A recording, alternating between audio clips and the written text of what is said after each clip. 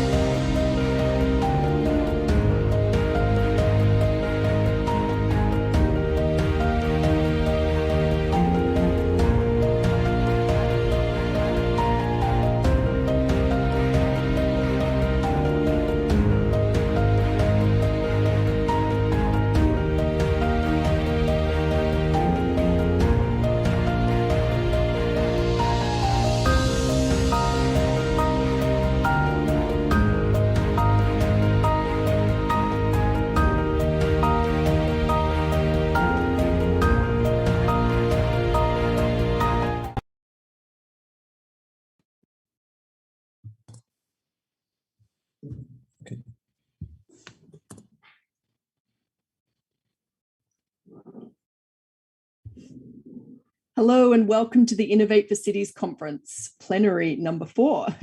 I'm Kathy Oak, joining you from Melbourne, Australia.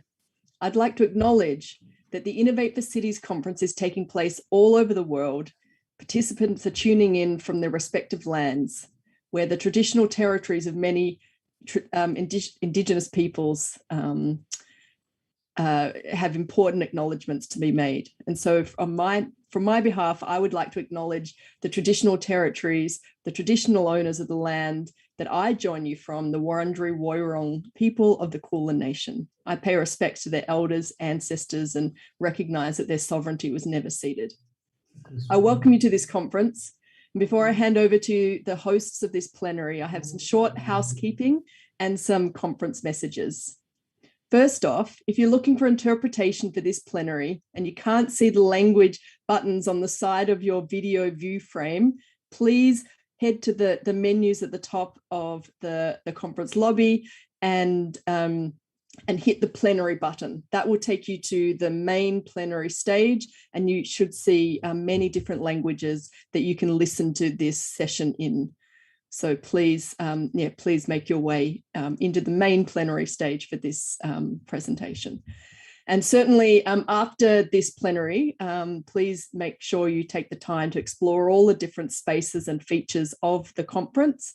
There's lots of different elements in the program. There's a cinema and the Knowledge Centre where you can participate in the conversation and help us to update and refresh the Global Research Action Agenda.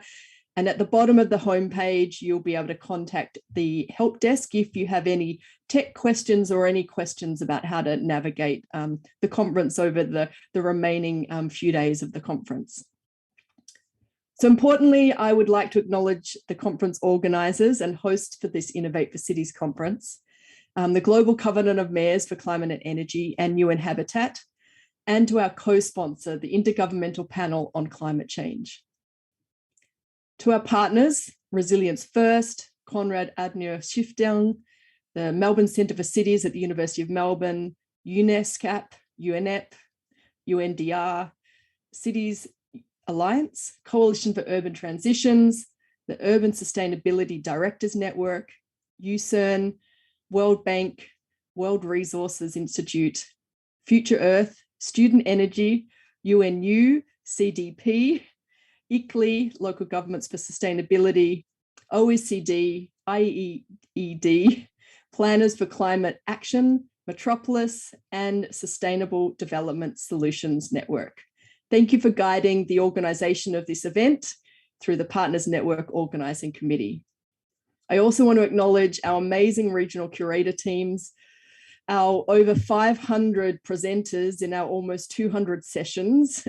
You've all ensured that this global conference contains important content that has that real intersection of cities and climate change science, but with a really a local context. And this is really important for us at the conference organising team as we are reviewing and refreshing the gaps in knowledge and priority themes uncovered in the Global Research Action Agenda on Cities and Climate Change. This GRAA, another acronym, but it's one that we use throughout the conference. It's the key outcome from the first Cities and Climate Change Science Conference in Edmonton in 2018. And our sessions throughout the conference, and indeed the plenary that we're about to listen to, are responding to the themes within this agenda. And it's a last but not least important acknowledgement to our Science and Innovation Steering Committee, who have overseen the conference objectives and proceedings, and who, along with our writing and rapporteur team, are making sure that we're capturing this rich content over the next 5 days, or over the 5 days of the conference.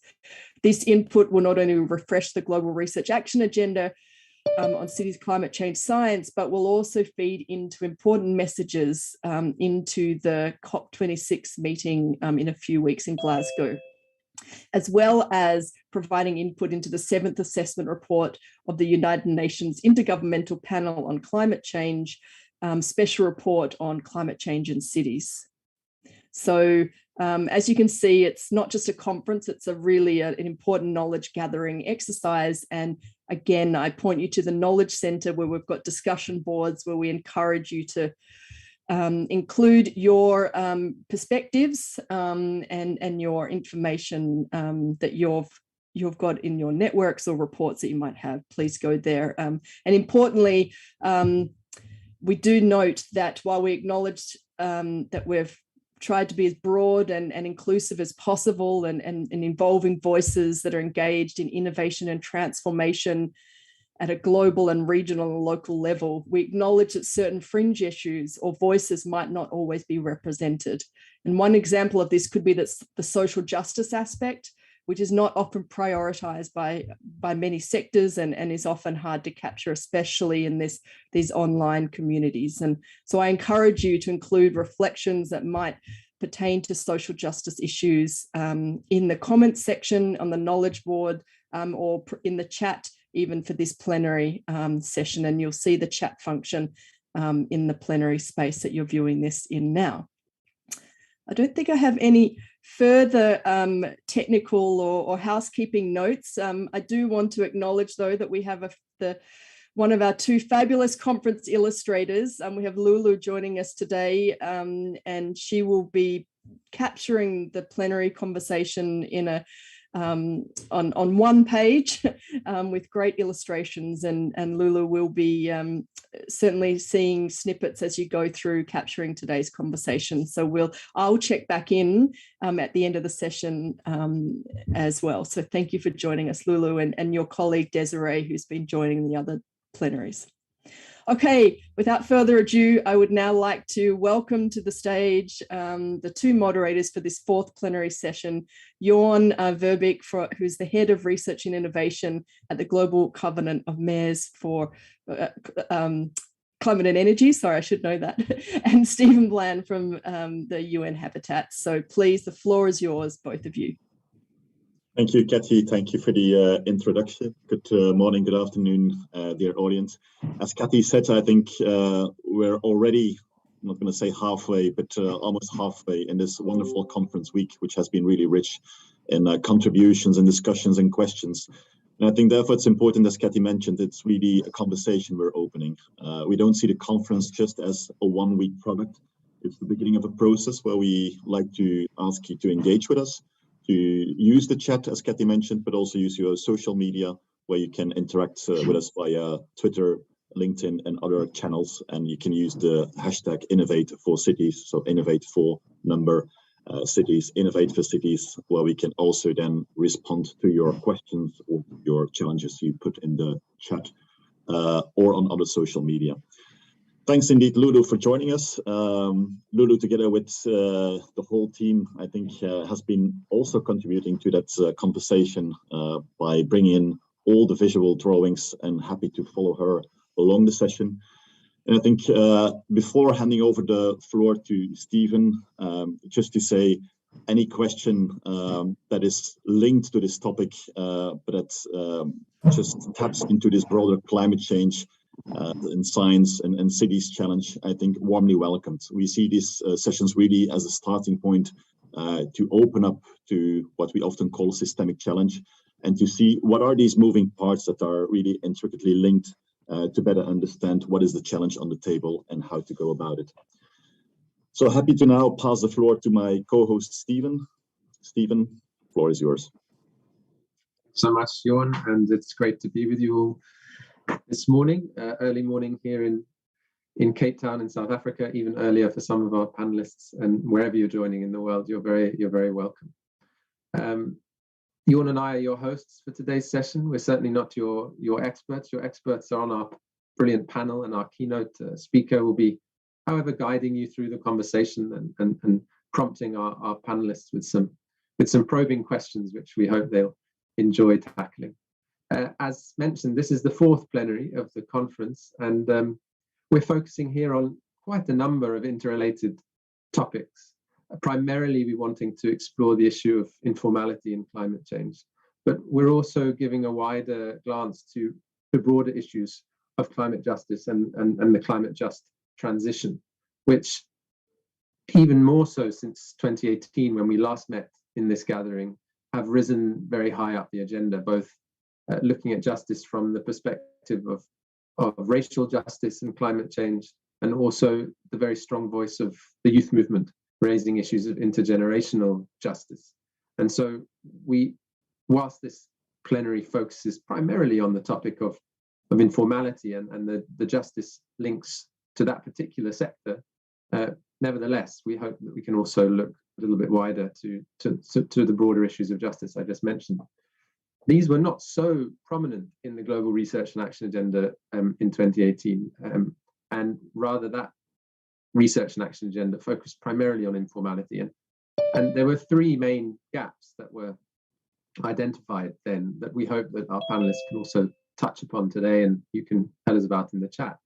We identified the need to understand more the issues of vulnerability in informal settlements and how vulnerability plays out in those contexts. Also, the second gap that was identified was around needing more evidence, more policy evidence in particular, on the ways in which informality and climate change are interrelated, the informal sector in particular. And lastly, looking at the issue of the informal economy and how to look at issues around the adaptive capacity of informal sectors and their relationship to the kinds of climate solutions that might be coming forward in other places. So these were three of the gaps, but we know that we can have a wider conversation today as well. I think that's enough for an introduction from me. I think we should get cracking and hear from our brilliant lineup of speakers. And first of all, I want to introduce a short video that we have at the beginning, which I hope our technical crew can cue now, just before we move to our keynote. Unfortunately, our city speaker, the administrator of Karachi in Pakistan, was unable to join us in the session. He sent us a short note just to acknowledge the conference and to give us a short message for this plenary. And if possible, I'd like that to be played now, please.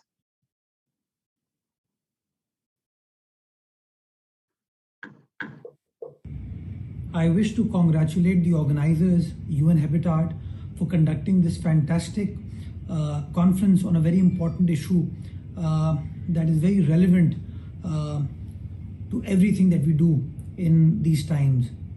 As we all know, global warming and climate change is an issue that everyone faces right now. And like any other country in the world, our country is also faced with this global challenge.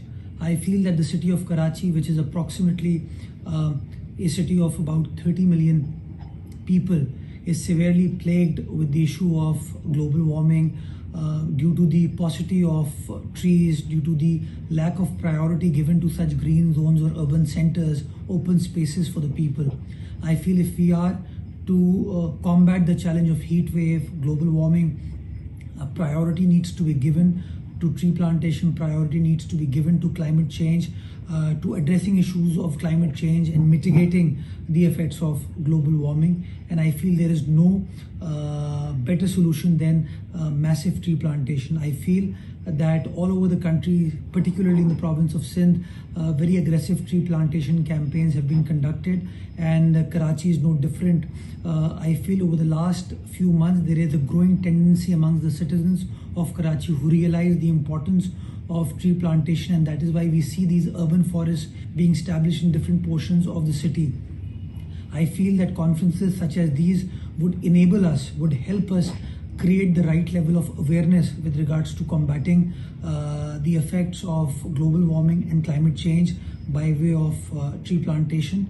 So I wish to congratulate the organizers on creating awareness with regards to this important issue and making people think about the right priorities. Thank you very much.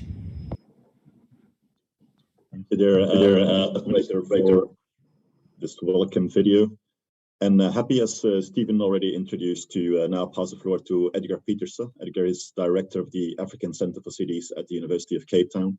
And Edgar will be talking about the topic of geopolitics of the just transition, about the formal and informal nexus in the global south cities, and especially from an African regional perspective. Edgar, can I pass the floor to you? And thanks for joining us today. Good morning, Jan, and thank you so much for the introduction. I'm absolutely delighted to be here. If my eyes do close shut occasionally involuntarily, don't take it personal. It's 6:30 in Cape Town, but of course I know David is even an hour earlier.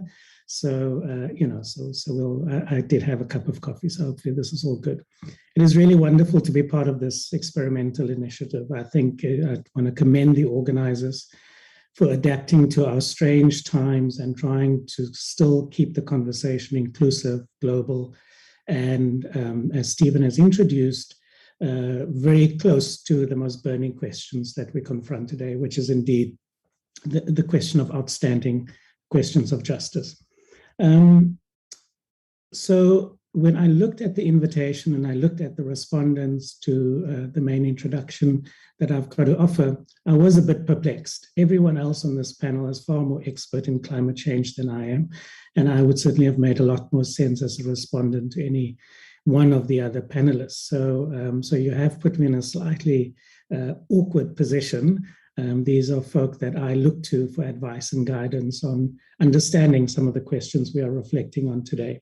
But as you said, Jon, this is a conversation. We're trying to have a shared engagement, and I will certainly attempt to offer a very particular perspective on what I think are maybe some of the gaps that we want to bring into the frame, building on the important work of 2018.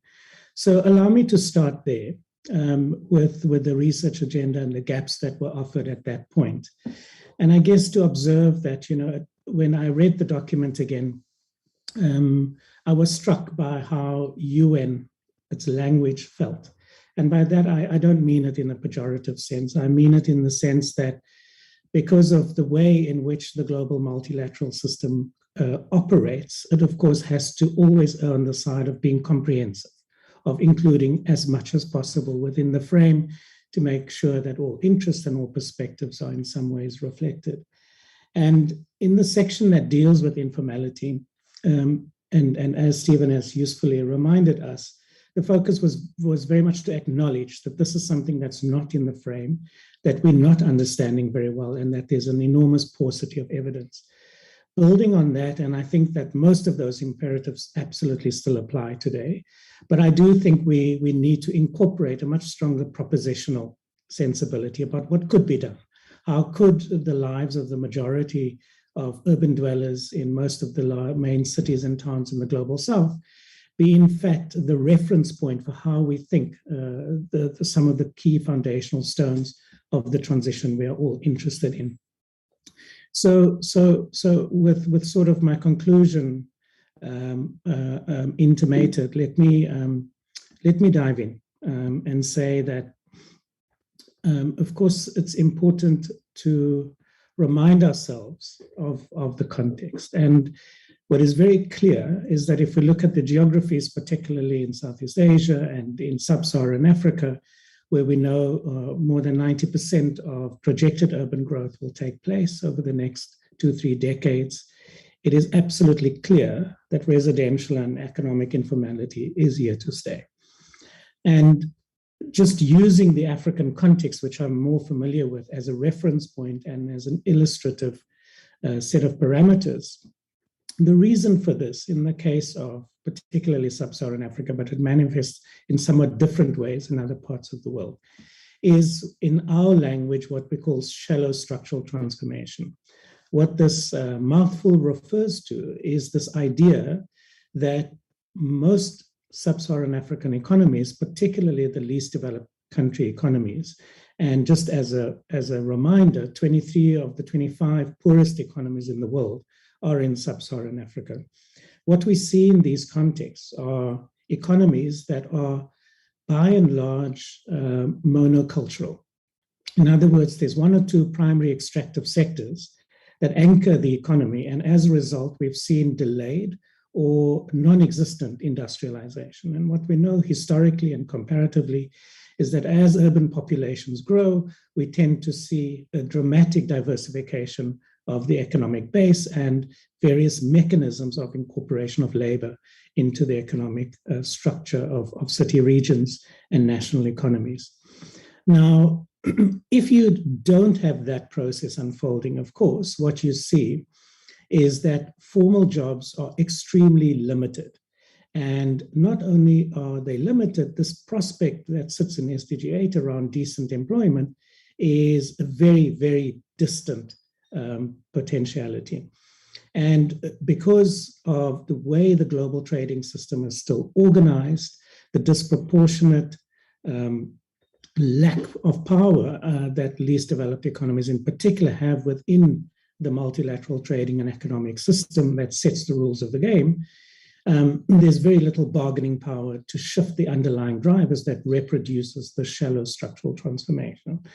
Now, of course, this is for me at the heart of the sort of global political economy questions that we do need to confront if we are serious about unpacking how we might move closer to a just transition. Now, in the sort of last few years, and the sort of nightmare we are still living through, of course, is that the economic and social impacts of the COVID-19 pandemic, this has dislocated the sort of meager growth that we've seen. And of course, inevitably, it has deepened and it has reinforced structural informality. And again, to remind ourselves of the stakes here, if we just look at this infographic from Amnesty International that came out last week, that even in a case where you've got a moral hazard, where there are explicit global agreements that this is a highly interdependent global crisis, we still see the fundamentals of the unjust nature of the global economy and politics of distribution play itself out. Less than 1% of particularly the Pfizer and biotech and Moderna vaccines has actually been delivered in low-income countries. And as I mentioned earlier, of course, the vast majority of these are in Africa and Southeast Asia. And if we needed a reminder, I guess, sort of we're living through this evidence on a daily basis. And again, as we see debates about lowering the age of vaccination to 10 or 9 years old, or even 5 years old, as some of the FDA tests in the US currently is seeking to facilitate, we struck by just how far we still have to travel around these questions. Now, what then happens is in this larger context, of course, it means that the fiscal space available to national, local, and regional governments contracts dramatically.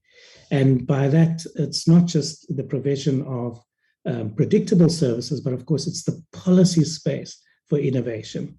And I would argue that this sort of contraction of the policy space for innovation is connected to a much more fundamental crisis of the imagination. And this is a crisis of political and economic imagination about what substantively some of the questions Stephen flagged might mean in practice. Now, sort of to think more propositionally in this context, it seems to me that if we again track the global discourses, where some of the policy debates are going, that the sort of most fertile opportunity, seems to me, to try and hitch the informality agenda to this larger infrastructural thrust that comes out of the Build Back Better discourses. That discourse, of course, takes on many different forms. It has regional nuances. We know that the substantive effects of that is much more profound in the case of the European Union compared to what might or might not come through once the political gridlock in the American system is resolved. But I would argue that the idea that one can reimagine the incorporation of labor and the forms of labor on the back of that agenda is the most profound way of connecting the macroeconomic questions with the urban question. What might I mean by this?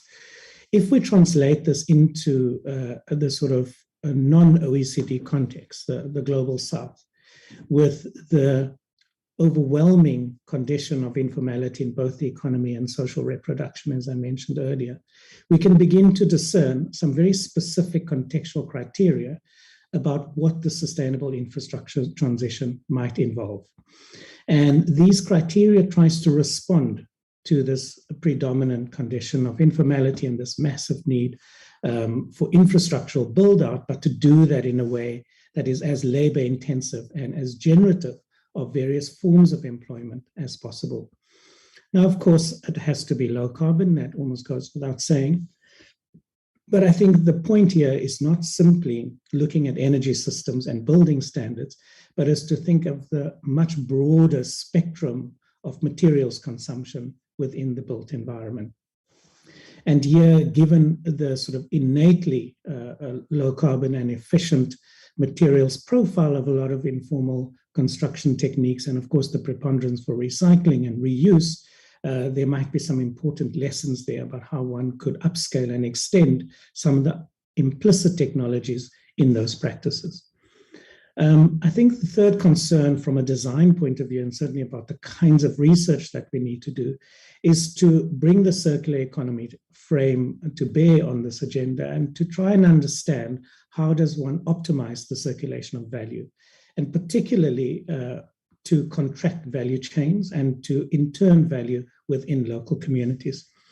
As we've seen in the context of East Africa in particular, and the fact that by far the greatest uptake of digitally facilitated economic transaction is in the sub-Saharan African context, it is clear that there's enormous potential for these processes and institutional mechanisms to be designed from the word go in a way that's digitally enabled or at least primed. And finally, the land question. We've got to recognize that whether the design is at the neighborhood scale, at the household scale, or at the metropolitan regional scale, we've got to think of spatially efficient and just principles. In other words, how does one enhance the diversity of land uses, thinking about ecosystem services as well, but how does one connect that to questions of equitable access and, of course, cultural dynamism? And as we heard from the introductory frame, there's important questions about the indigenous perspectives on the notion of land and conceptions of 7 generations of thinking about land use that needs to be folded into some of this. And all of these are, of course, propositional, but they also all point to major gaps in our understanding and in our evidence base to translate proposition into new practices. Now, of course, to sort of simplify a very complicated ambition, but it is, I think, worthwhile to remind ourselves of what are we talking about practically. We're talking about a model of future urban development that will ensure the provision of universal basic services, as the SDGs suggest, but connected with access to new forms of work and dignified housing. And this has got to happen in an era of digitally integrated technology, whilst we remain within the 1.5 degree threshold. Now, of course, we've got to note that this has got to happen in a context where predominantly makeshift cities and towns have, one, the weakest public institutions for a whole bunch of reasons we can get into, the smallest tax bases, and therefore, in a lot of perspectives of the existing financing system, unbankable, and they have often curtailed democratic spaces, and there's almost no bargaining power within asymmetrical global economy, as I mentioned before. And of course, to add insult to injury, at least in the context of sub-Saharan Africa, something that is a precondition for these kinds of political enablement, democratic decentralization, it remains incomplete and extremely limited. Now, towards connecting this infrastructure agenda towards new forms of economic life and economic incorporation. And in my view, some of the work that has emerged in the context of the frames that Stephen has referred to earlier around what a just transition might entail, there's some really instructive debates around notions of the care economy and how that can be extended into new forms of solidarity, but how that also intersects with principles around the circular economy. And of course, this is the connecting thread to some of the mainstream discourses, because we have seen a really significant uptake of this frame and this agenda, whether it's the World Economic Forum, whether it's the European Union, et cetera, et cetera. But I think what is interesting here is that how we think about the function of social enterprises as an institutional bridging framework between what we today call the informal economy and small and medium enterprises or formal enterprises. And I think there's a real opportunity to think about the architectures of social enterprises as a mechanism for both entrepreneurialism and to deepen that and to scale that, but also for new forms of employment incorporation. And I think if we apply that then to all of the infrastructure, technology, systems, and value chains across all of those sectors, including what one could call social infrastructures, such as healthcare, public and cultural space, and so forth, there is an enormous task here for re-engineering both our conception, our understanding, and our standards and norms for how these things operate. And to maybe make this plain, I will just show one example, which I won't go into at this point, of experimental work that has emerged from a partnership between the Toilet Board Coalition and, in the case of South Africa, the Water Research Commission, where they are trying to test this model that is connecting the imperatives of universal sanitation access to thinking about both the circular sanitation economy, but also how you can use affordable census to understand the health dynamics and performance of these neighborhoods. Again, there's a lot of detail in the slide, and that's not so important. It's just to demonstrate that we can take all of these sectors and think them in this way to begin to understand different institutional design, different value chains, and different ways of enrolling community members, organizations of the urban poor, and connect that to placemaking. Another example is in the domain of construction technology, where again there's an experiment underway where alien vegetation is used as the primary stock feed for a biomass concrete. And the technology of deploying the concrete is completely non-mechanical and requires unskilled labor. And this can then be, through a public housing program, delivered a sort of a 65 square meter unit within 12 days. And this can be done within the envelope of the existing public housing subsidy in the case of South Africa. There are many, many other technologies of this nature that has a very, very low carbon profile that can stimulate social enterprises at the neighborhood level, is highly labor intensive, and can provide the kind of bridgeheads we need into new forms of construction economies and so forth. There's a big story here about why this particular experiment has run aground in the South African context, but I'm happy to come back to that. I then want to conclude by suggesting that there's a very important institutional research agenda that sits behind this particular frame that I'm trying to set out here about what climate smart cities attuned to informality might look like. So if we go back to the example that I mentioned, that all of these sustainable infrastructure methodologies that I referenced, that is premised on the care and circular economy, run by community-based social enterprises, owned by movements of the poor, these require community-based modalities of service delivery. We don't really have a clear understanding of what those formats might be. We cannot produce that formats if we don't connect the research institutions with the movements of the urban poor to begin to build out those business models and to codify that. Secondly, we know that utilities and local authorities and regional governments remain the primary providers and deliverers of network infrastructure systems, which remain the dominant form of infrastructure and service delivery provision. They've got to adapt their modalities to meet some of the criteria, but we also know that there's an imperative for some interoperability between the existing systems and these new emergent systems that have to be built out. How is that going to work? What's the regulatory frame for that? How do we rethink financial instruments to incentivize both of these systems? And at the core of that, what might the governance interface mechanisms look like? So all of these point to major unknowns, and I would argue has to be at the heart of the research agenda as we go forward. And of course, institutionally, we've got to recognize that we need, at the urban scale, new transdisciplinary city-level innovation ecosystems to be built. So this is not about universities answering these questions. This is about bespoke, aggregate ecosystems that can bring together the different stakeholders to in situ address these questions in very specific ways, and that then being connected into larger learning networks that span the world and particularly the global south.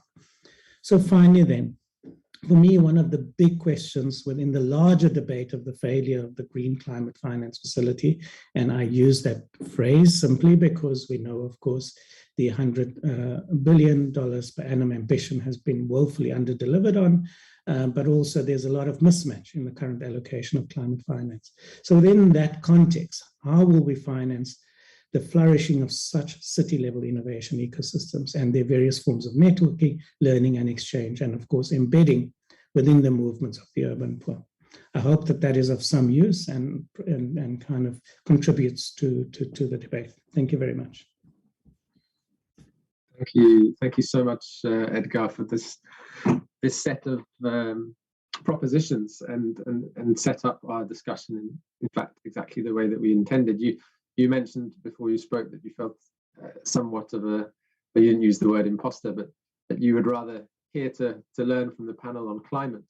But actually, that's exactly, it was by design. I think we want to start these plenaries with a proposition, with a provocation, and importantly, to bring different parts of our interconnected community together in conversation. And I think you've both clearly articulated the challenge that we have, but also made some propositions. And crucially, you've mentioned the ways in which we can learn from the experience and expertise of those working within and with the informal sector. You mentioned things around construction techniques, and also from an Indigenous perspective, the 7 generations thinking on land uses. These are sort of snippets of things that we might learn from, but also on the other side, giving a kind of strong message, I think, an important message to the climate community, if I may call it that, of the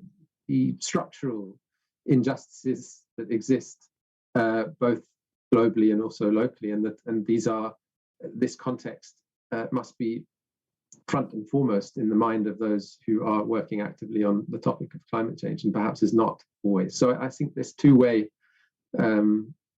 dialogue that you've brought into the conversation is really useful. And so I'd like to thank you and move on to our panel, and perhaps Edgar, you also get the chance later to contribute to our panel as we go through.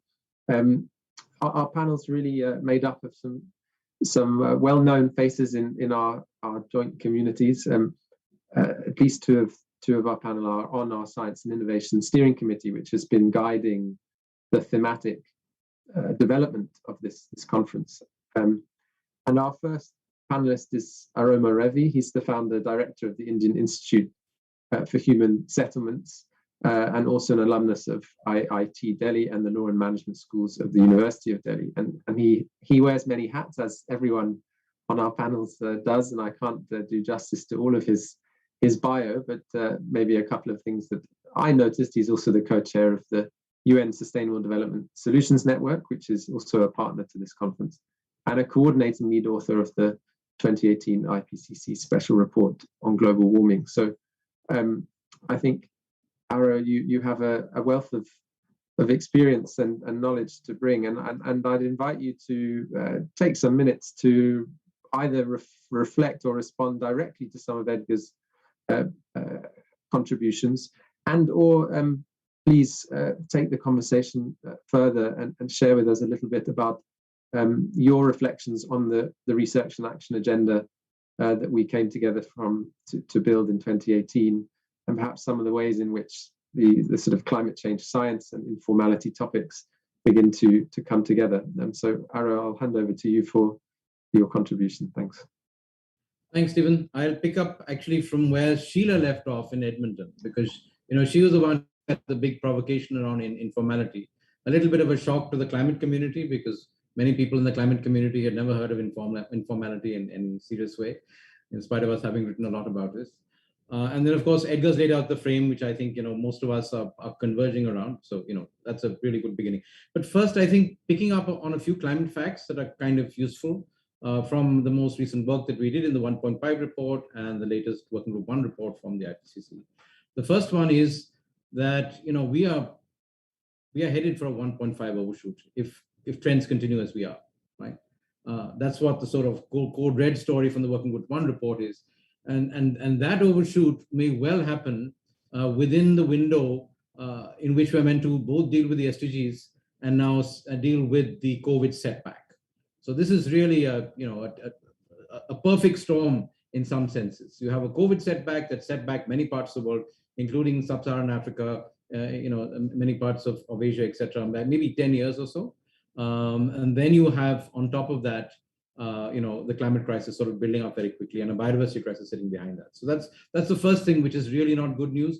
But in a sense, it's an imperative that's bringing us to trying to really move very quickly and take some out-of-the-box responses. You can't. So that's the first thing. The second thing is, even if we do have a 1.5 or even a 2-degree overshoot, this is actually, this is a global average, right?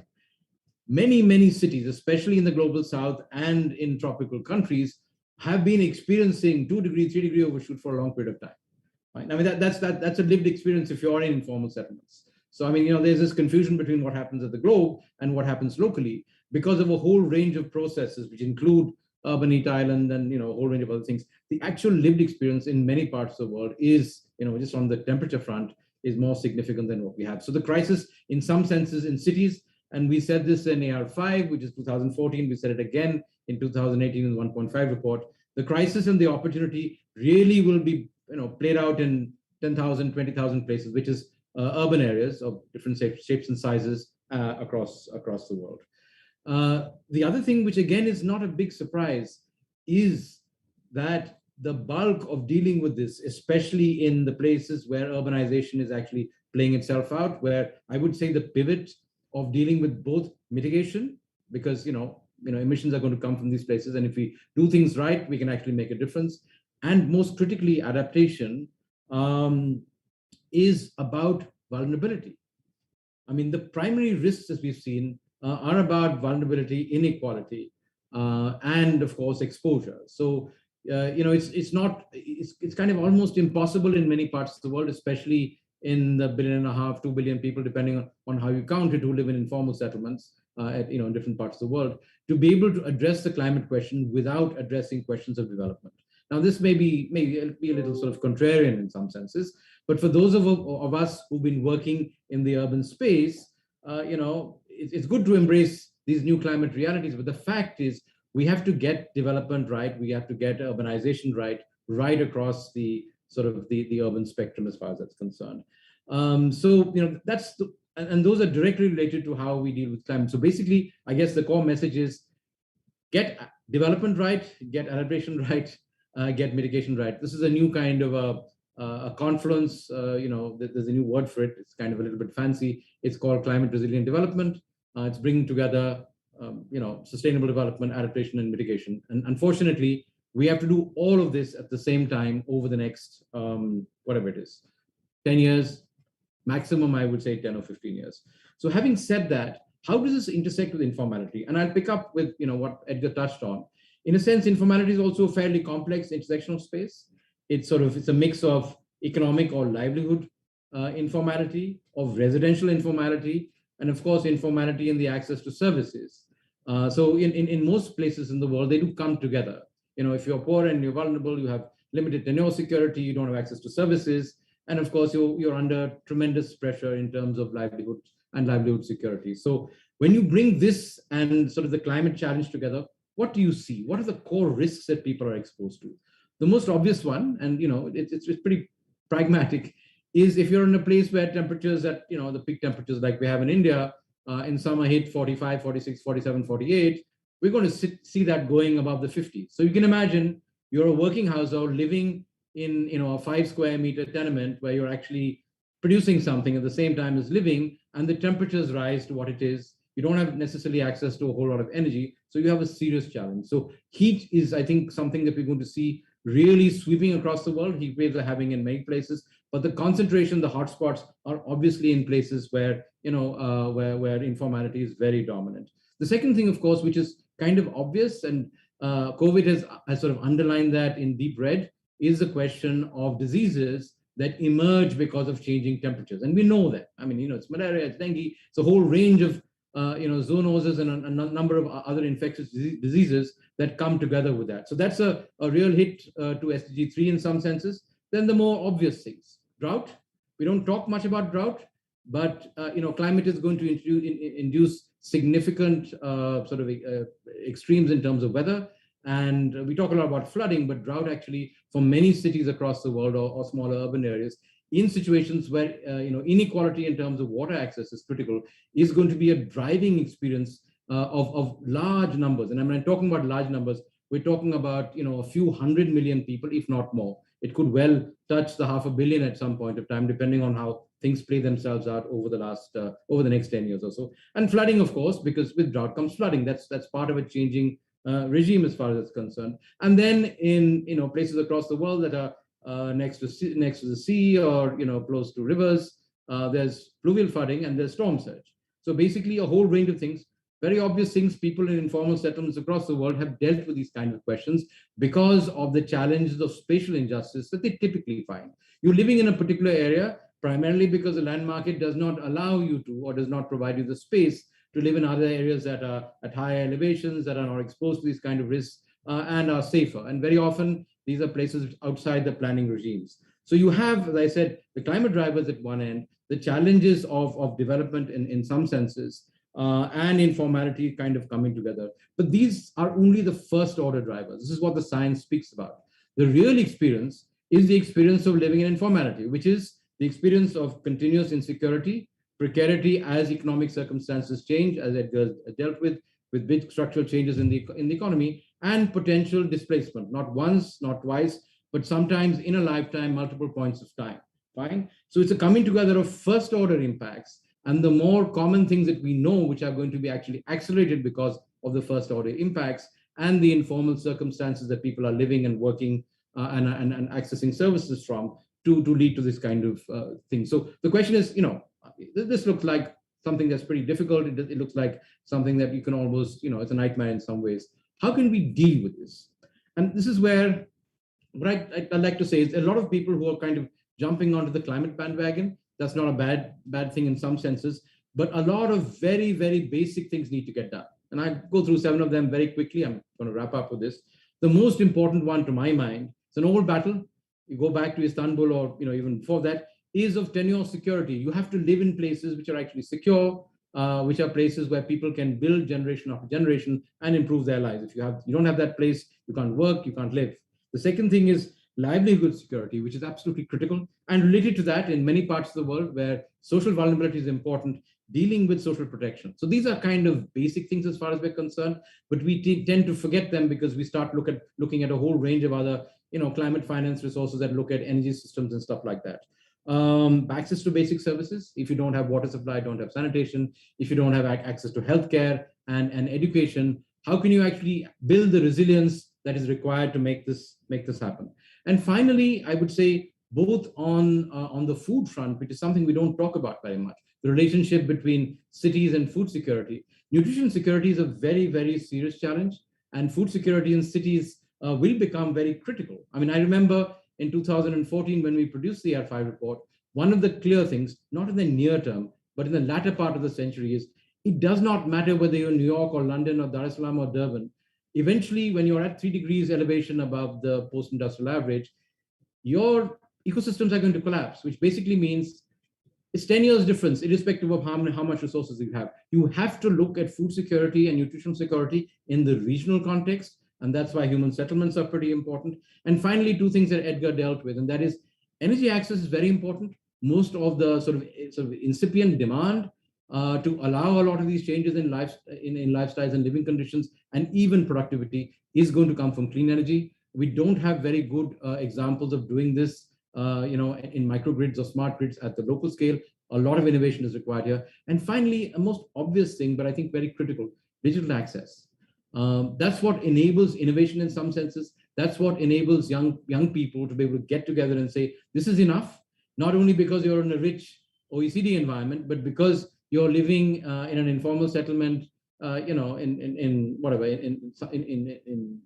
Cape Town or in Mumbai or whatever it is. These are kind of counterintuitive, but I think a convergence of all these processes, along with social mobilization and collective action, is what we need to make this happen. So sorry for running over a bit, but yeah. Thanks so much, Aaron. Thank you very much for that contribution, reminding us of the sort of scientific imperative of the climate challenge, but also giving us, I think you mentioned 7 sort of fundamental things we need to get right with development, and that these are actually the ingredients to climate resilience and not something separate to it. And again, thank you for bringing these conversations together. I'd like to ask our next speaker, David Dodman, who's also a member of our Science and Innovation Steering Committee. David's the director of the Human Settlements Group at IIED, which is the International Institute for Environment and Development, and as well as that, he's a teaching fellow, a senior teaching fellow at the Development Planning Unit at UCL, University College London. David, thank you so much for being with us. In a way, Edgar's given this intervention sort of provocation on some of the informality challenges that we face, and Arrow has linked some of those to some of the climate science. And so in a way, I'm looking for you for a degree of even more synthesis, perhaps unfairly to put that on your shoulders. But I think one of the things that we talked about in the introduction was the just climate transition. And obviously, the picture that our first 2 speakers have presented, many of us on this call, many people listening will be working in informal settlements in these contexts. How do you think the just climate transition can sort of support this work that we're doing? Is this a useful framing that might take us beyond some of the old conversations we seem to always have? David. Thank you, and good morning or good afternoon. And I think by a combination of fortunate accident and design, the comments that I was thinking through do seem to follow on from Edgar and Arrow's excellent interventions. One of the things I'd like us to look at explicitly is how projects to develop adaptation and mitigation in informal settlements and in cities have or have not engaged explicitly with issues of equity and of justice. And we have a good, solid evidence base that many projects that have been done in the name of adaptation or mitigation have actually failed to contribute to the resilience, including of the lowest income and most marginalized groups. And that the failure to consider justice explicitly often leads to unjust outcomes, either by ignoring issues that need to be addressed or by actively contributing to injustice. So, for example, if we talked about building regulations as being a mechanism to reduce climate risk for low-income groups, if those building regulations don't actively take into account the cost of resilient building materials, if they don't take into account the cost of having minimum plot sizes that are unaffordable, then without putting that justice lens on something which is ostensibly about reducing risk, we can actually increase injustice and increase risk for marginalized groups. Or if we think about energy policies for reducing carbon emissions that don't consider justice, you may end up with things like subsidies on renewables, which provide financial benefits, distributional benefits for higher income groups who are able to install different sources of energy, including renewables, whilst doing nothing to address the inaffordability, the failure to access affordable modern energy for low income groups. So I think that's a starting point, that a failure to explicitly consider justice can lead to unjust outcomes. And the first point that I would like to make, therefore, is that we need to consider justice at the outset to avoid contributing inadvertently to injustice. The second thing, I think, though, is that we need to be more actively doing things differently to address both climate change, including low carbon and resilient futures, and to contribute to more just and equitable cities. And the way that people who talk about justice and just transitions in cities often begin is by talking about both the process and the outcomes needing to reflect on justice. So a just process, who is involved in setting priorities, how are they involved, what are the decision-making processes? The just outcomes, what are the results for different people? And across those, we need to think about the different dimensions of equity and justice. We focused a lot on poverty and informality here, but obviously recognizing that even among the low-income groups in cities, they're a vastly heterogeneous group. There are issues of gender, there are issues of age, there are issues of caste. Within informal settlements, we have people who own the structures and people who are renters. We have landlords and tenants. We have issues of formal residential status with refugees, displaced people, people from other parts of a country, as opposed to people who have residential rights. So a cross-cutting set of dimensions across which we can see the justice implications of our adaptation and mitigation activities. And that's even without going, Stephen mentioned at the beginning that there's focus on intergenerational equity elsewhere, focus on interspecies equity if we're taking a radical and holistic approach to the way in which the whole world, the people and the natural world fit together. So the second half of my comments, I think, are around trying to identify what we would do differently if our starting point for adaptation and mitigation was thinking about a just climate transition, and particularly thinking about that in regard to the informal settlements and to the informal economy. So the first thing I'd say that a just climate transition would focus on different things. So too often the priorities have been set by what's been perceived from outside as being significant, or what's been proposed by more powerful voices as being significant. But a just climate transition would perhaps focus more on things like sanitation. Sanitation is often ignored in an adaptation agenda, but if we look at the gendered implications of sanitation and the way in which the negative impacts of climate change on sanitation for disease, fall perhaps disproportionately on children, the way in which the managing sanitation for households falls disproportionately on women, the compound issues around things like safety and accessibility of sanitation for women. We prioritize different things if we viewed them through the lens of people who have often been marginalized. I think Aramar's point on food is very relevant here as well, the disproportionate burden of accessing, preparing food that falls on, often on women. Or if we think about things like the heat impacts and where those heat impacts are felt in kitchens where people are cooking, then you again begin to identify a different set of priorities if you're coming from the perspective of people who are often ignored. So we'd focus on different things and we would do things differently. we would start off by using community perspectives as a starting point for setting priorities. No longer is it appropriate, if it ever was, to say that community priorities and climate priorities are not aligned.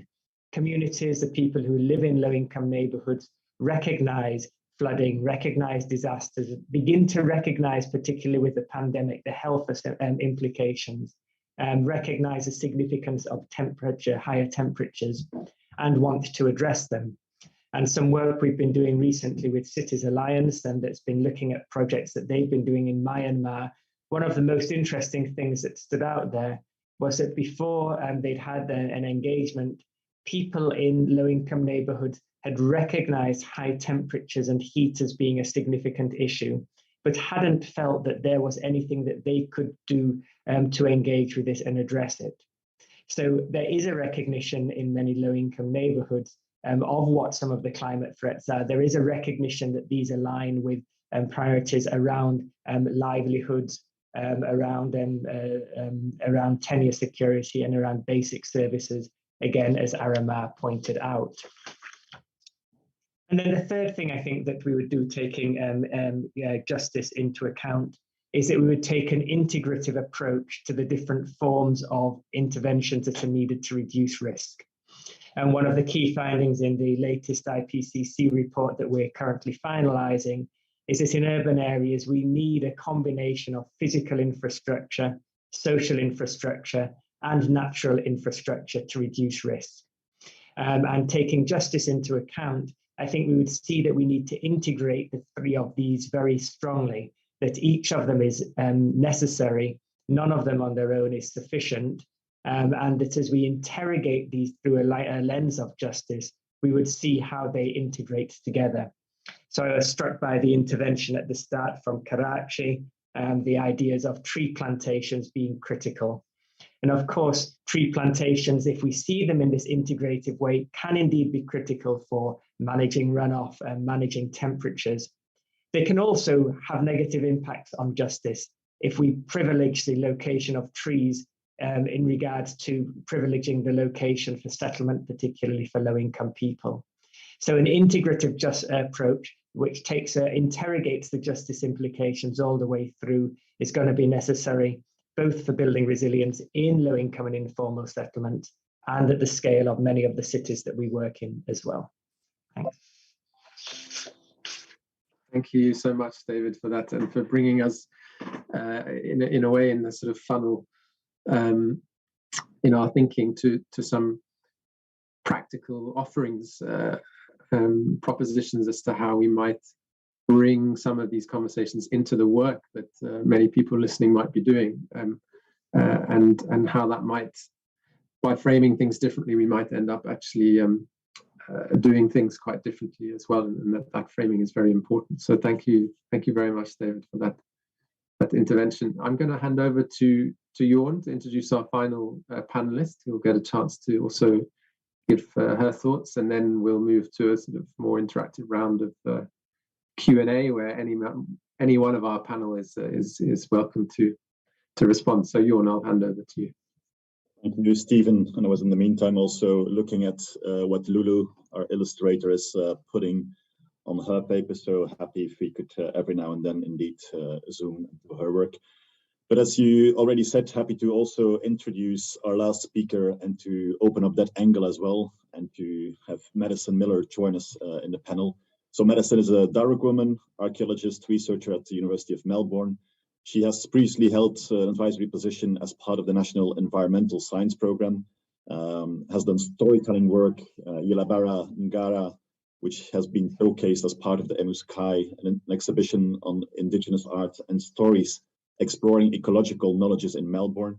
And I think, as David already referred to, intergenerational justice, but also Edgar coming back on the crisis of imagination.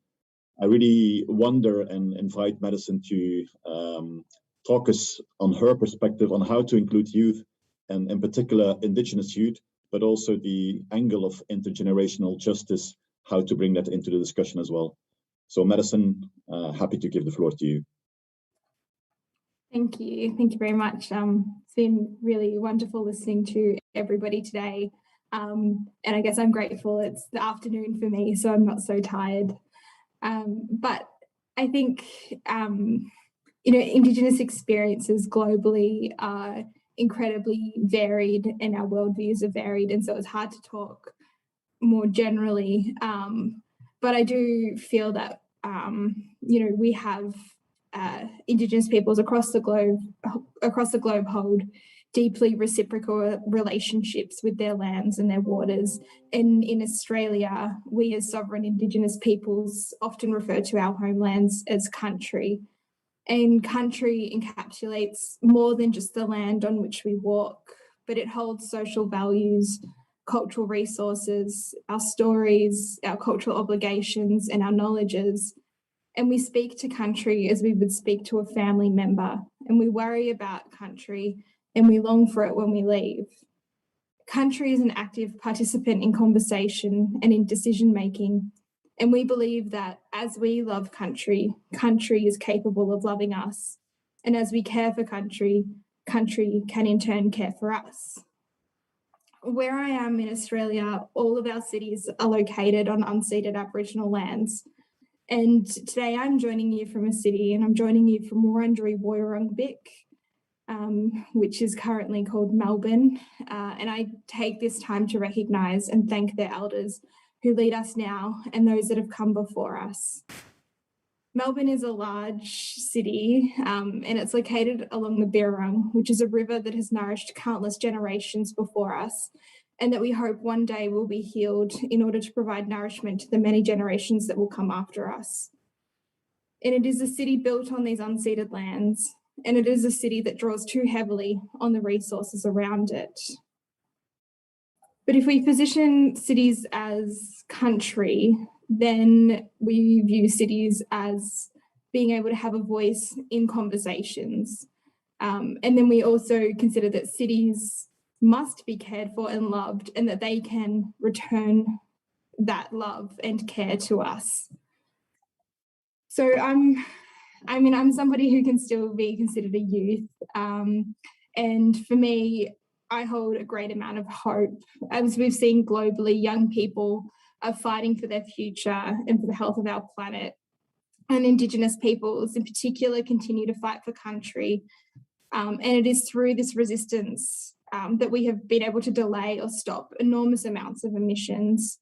A couple of weeks ago, there was a report from the Indigenous Environmental Network which attributes Indigenous campaigns of resistance to at least that have stopped at least a quarter of US and Canadian greenhouse gas pollution. And so that sort of legacy of resistance is something that comes from our ancestors, and it's something that we as Indigenous youth take, hear that call and take up that opportunity. And so for us, when the rights of Indigenous people are upheld and we are able to care for country, everybody benefits. Some of my cultural learnings from my respected elders and knowledge holders is that when we get things right for our people, we get them right for everybody. And the link between healthy people and healthy country is ingrained in our cultural practices.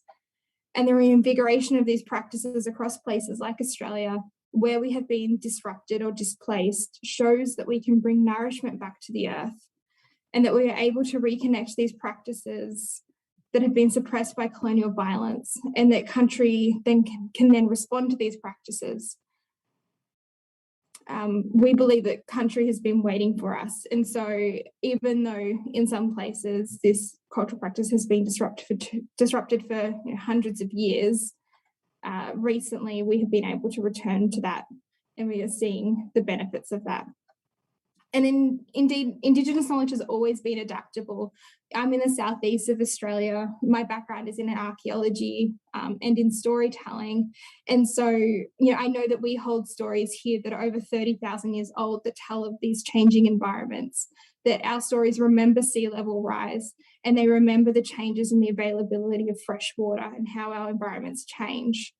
Our knowledges remain the same though, and they help us to adapt and to innovate, whilst remaining and holding strong to principles of reciprocity and for planning for future generations.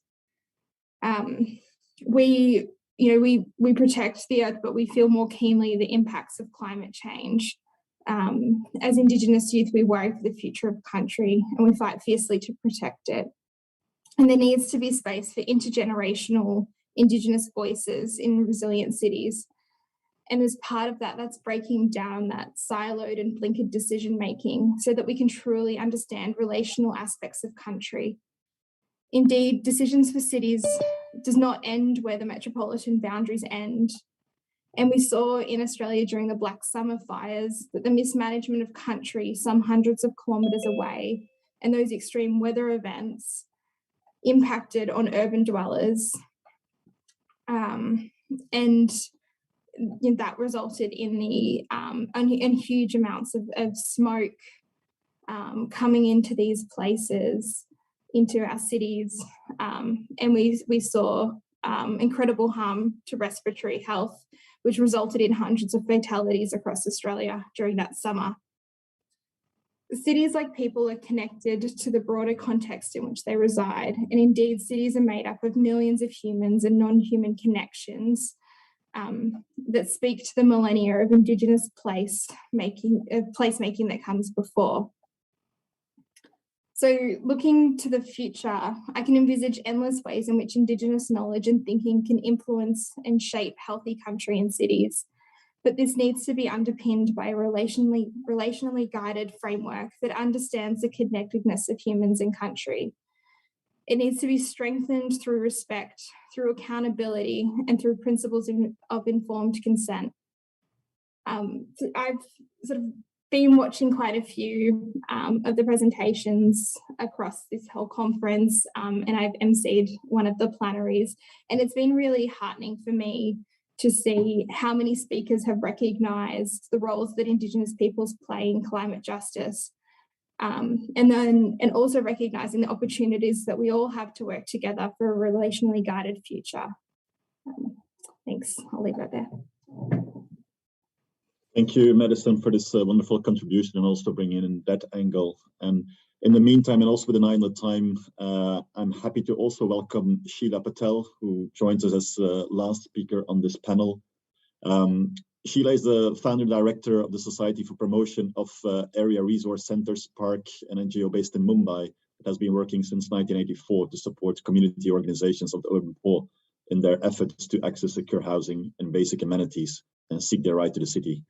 Since 1999, she has also been Secretary and Chief Executive of Park Samudaya Nirman Dayak, a non-profit company set up to assist slum communities take on construction projects in cities to provide slum dwellers to build homes and also sanitation for themselves. And I think, as Arrow said in the beginning, in 2018 in Edmonton, when we had the first Cities and Climate Change Science Conference, Sheila put on the table a wake-up call to really say that the whole topic of informality in the urban poor was not well enough represented in the talks.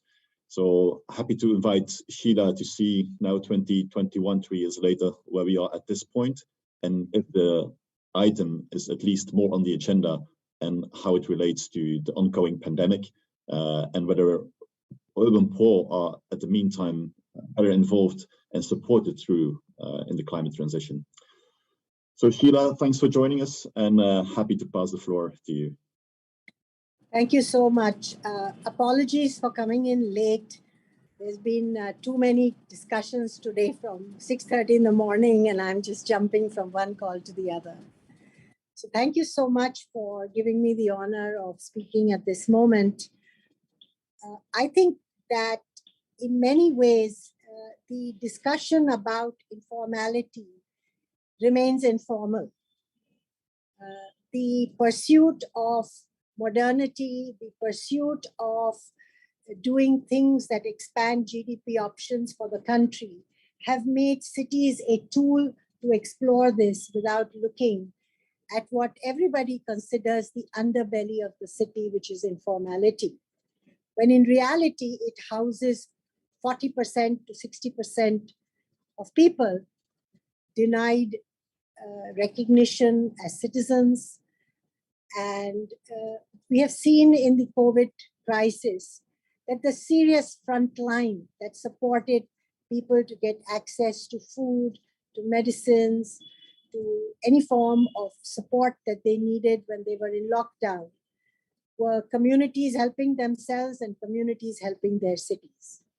And while there was a huge call from last March to say we should build back better, that the new normal should be a wake-up call, in this last year, I have found very little action that either in-depth accounts for the challenges of informality, livelihoods, the basic amenities and services that poor people living informally should get, and the huge implications of migration, which is exacerbating both internal displacement, leading to more and more people coming into cities, without acknowledging that they're going to go and live in the informal settlements, which are going to get denser and more difficult for any investments of amenities and services due to this process.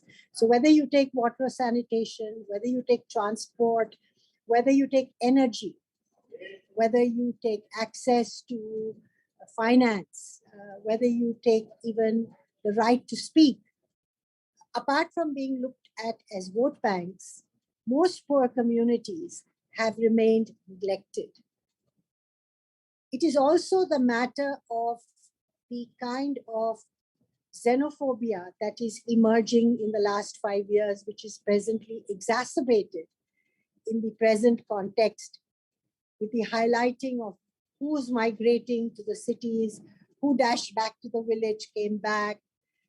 And what that is doing is not only producing inter-country xenophobia, but also internally within countries. People from different states, people from different regions, people who speak different languages. All that gets focused where the battle of all these thoughts are raged in informal settlements. The second thing I want to talk about very seriously is that the youth dividend, especially in South Asia and in East Africa, which are the two largest urbanizing areas in the world, it's actually going to be a disaster because there is no voice, no representation, and no aspirational outcomes for young people. So while everybody talks about our generation handing over the baton to young people, I look at young people in informal settlements and I see more violence, more drug abuse, more harassment, and more delinquency in youth out of sheer despair. And that dividend is going to actually be a destruction in our cities rather than anything else. And finally, as we speak about the role of science, technology, research, we find that the North-South debate about who has the right to research, who has the right to make theories is very unequal. We need to change that. And poor people's right to partner with researchers, with scientists to produce new adaptation practices, which in any case, poor people are doing themselves, financing themselves, has to be expanded by this community. For too long, poor people are the subjects. However much we talk about participation, I think we need to do that.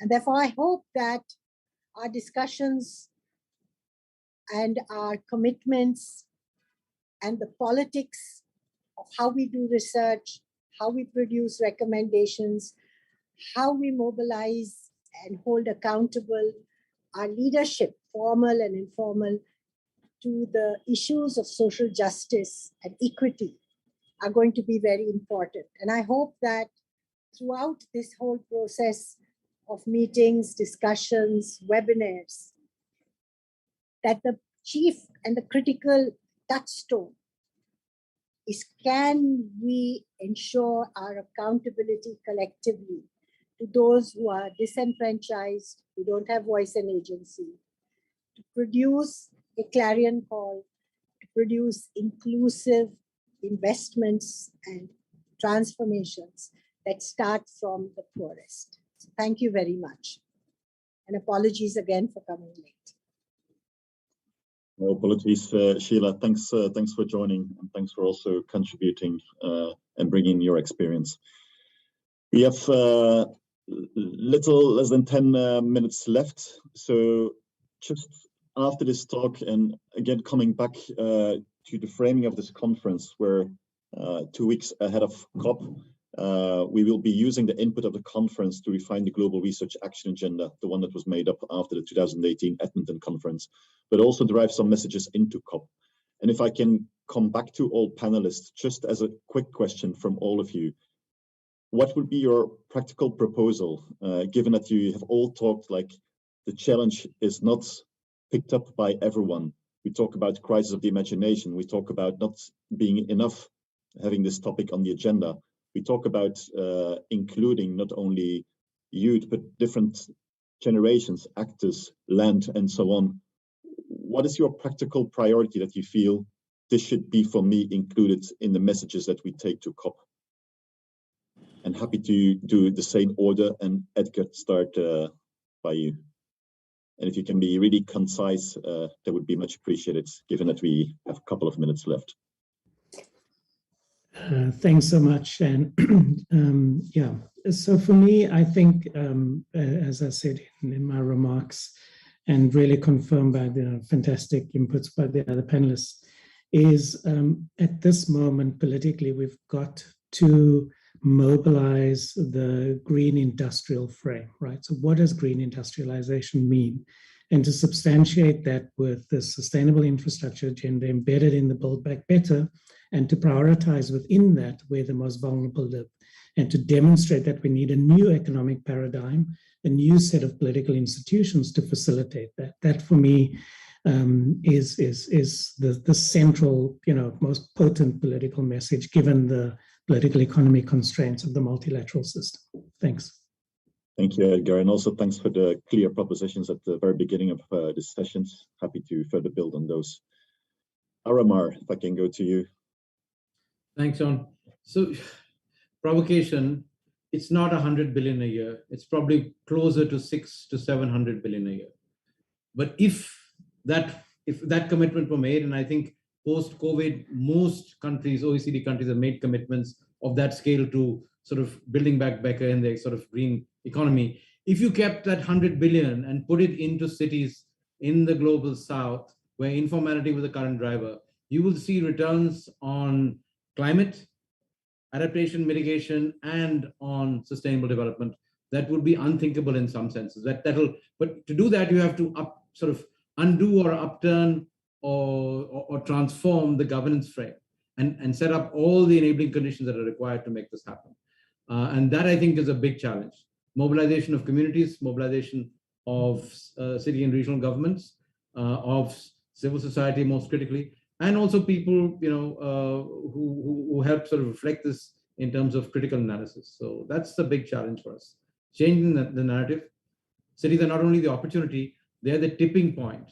And if they're not, they're going to be our most significant stranded assets. And once a few 100 million people start moving, it's not the drought or the fires, etc., or the heat that's going to make a difference. What upends regimes are food riots, are a whole range of other things. We know that. Any urban historian will tell you that.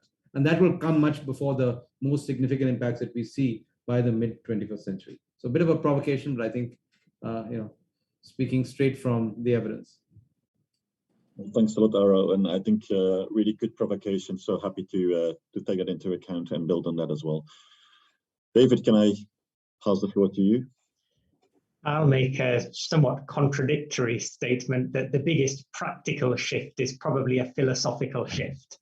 And it's a philosophical shift to reframing the understanding of who belongs in the city.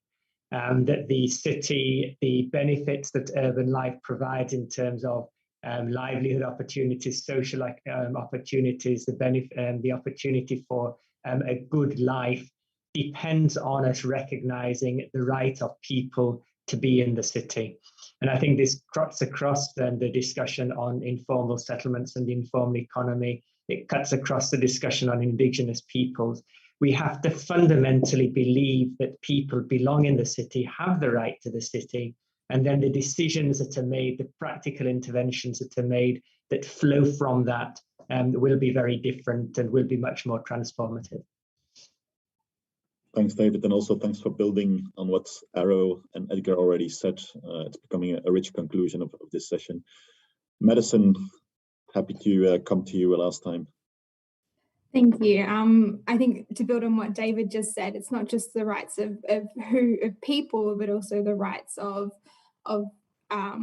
the natural world. So what are the rights of rivers in cities, and what is the right of nature to exist in cities? How do we facilitate that within our cities?